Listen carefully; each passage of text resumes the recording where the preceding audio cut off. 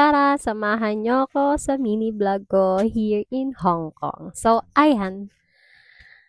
Alam niyo ba kung pa saan ako? Siyempre hindi, 'di ba? So, papunta ako ng immigration. So, hindi kasi available yung amo ko kaya ako na lang ang pinapunta. So, siyempre kasama ko yung alaga ko. Kami at ang alaga ko kasi yung alaga ko talaga ayaw niya sumama sa nanay niya. So, ayan, naglipat pala kami ng train. So, ang ship, diba, ang bilis ko. Nakarating agad kami ng Chung Kwan O. So, ayan, nandito na ako sa immigration. So, ang immigration pala sa may exit B1.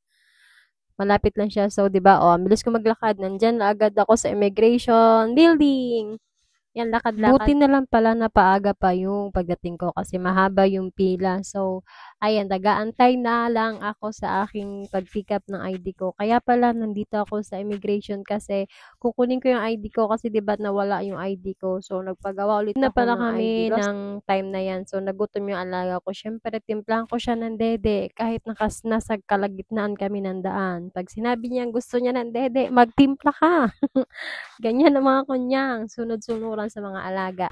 So, ayan, masaya na siya kasi may tede na siya. Yan. So, syempre, ako naman yun, nauuhaw. Kailangan ko din uminom ng water. So, kinuha ko din yun yung water ko. Inom din ako. Thank you for watching.